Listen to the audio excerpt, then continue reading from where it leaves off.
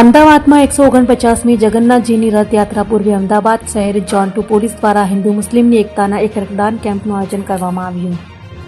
અમદાવાદ ખાતે 149મી ભગવાન જગન્નાથજીની ભવ્ય રથયાત્રા યોજવા જઈ રહી છે, ત્યારે આ પર્વમાં હિન્દુ મુસ્લિમ અને અમદાવાદ શહેર પોલીસની અનોખી એકતાનો સમન્વય જોવા મળે છે.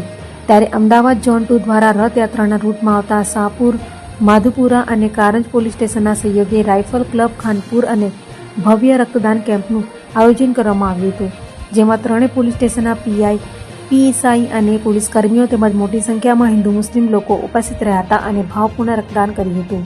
આ પ્રસંગે JCP sector 1 Neeraj Badgujar, DCP zone 2 Bharatkumar Rathod, SP DV Rana સહિત અધિકારીઓ ખાસ ઉપસ્થિત રહ્યા હતા. રક્તદાન કેમ્પ દરમિયાન સવારે 12 સુધીમાં અંદાજિત 100 બોટલ રક્ત એકત્ર કરવામાં આવ્યું હતું.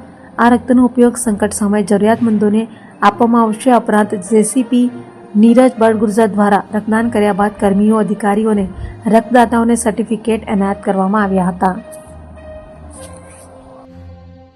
આજે જે આગામી 149મી રથયાત્રા યોજાવા જઈ રહી છે, ત્યારે એક કોમી એકતાનું વાતાવરણ બને એ અનુસંધાને કારંજ, શાહપુર અને માધુપુરા પોલીસ સ્ટેશનના વિસ્તારના રહીશો અને પોલીસ કર્મચારીઓ સાથે સિવિલ હોસ્પિટલનું જે બ્લડ બેંક છે તેમની સાથે મળીને આજે એક બ્લડ ડોનેશન કેમ્પનું આયોજન કરવામાં આવ્યું છે.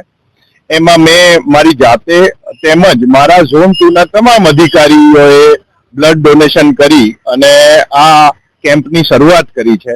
આપના માધ્યમથી હું લોકોને અનુરોધ પણ કરવા માંગુ છું કે મહત્તમ સંખ્યામાં અમારી પાસે આવે અને બ્લડ ડોનેશન કરે.